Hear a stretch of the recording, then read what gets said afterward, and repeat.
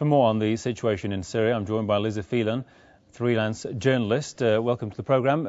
Lizzie, on the outside we see a ceasefire being implemented, but if there is a ceasefire, why are we still seeing sporadic clashes taking place? I mean, what's fueling the unrest behind the scenes? Yes, well, very recently the Syrian envoy to the United Nations has detailed that there have been 593 violations by the armed insurgents since April 12th to date of that ceasefire. And it's really ironic that we have Susan Rice in the United Nations condemning the Syrian government, or already calling the mission a failure. Of course, this is the mission that her country has voted for. And condemning the Syrian government for that failure, when those groups that her government is supporting are the ones that have committed more than 500 violations, the details of which have been provided to General Secretary Ban Ki-moon, Kofi Annan and the UN Security Council. So it's very clear that even the United States and the Western powers, the NATO powers, are in a complete state of disarray about what to do over Syria. On the one hand, they voted for this resolution. There was, of course, a unanimous vote in the UN Security Council to send more observers into Syria, and at the same time they're condemning it. So it's very clear that they need an exit strategy from Syria, but they still want at the same time to push ahead with their futile aims of regime change in Syria. I mean, we see the so-called Friends of Syria conference saying it will pay the salaries of those who fight against the Assad government, and also we see the sending of arms to Syria. Some say the ceasefire is just a cover-up.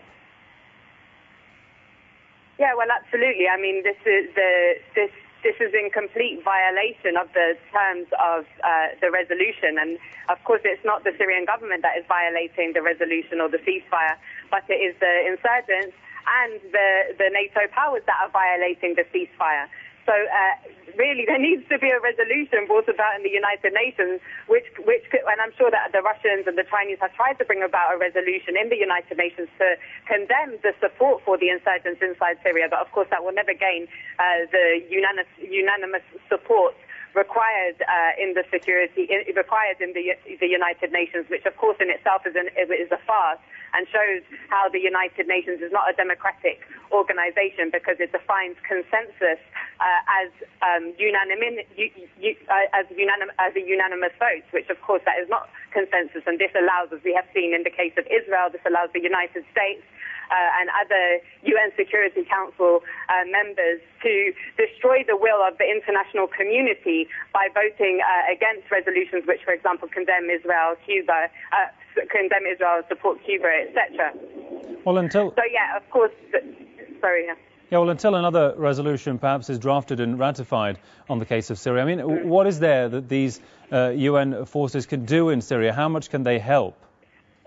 Well, you know, it's very important to have independent observers on the ground in order to have... Because on the one hand, we have the Western and NATO media giving their version of events, and they have been proven time and time again to have fabricated events on the ground in Syria. On the other hand, we have the Syrian media, state-controlled and privately controlled channels like Adunya, giving another version of events. So it's very important to have independent observers on the ground, like with the Arab League observer mission. But of course, if I was a gambling person, which I'm not, I would put money on the fact that this observer mission will be objective and will vindicate essentially the analysis of the Syrian government that they are fighting against an armed insurgency supported by the Zionist entity and the Western powers.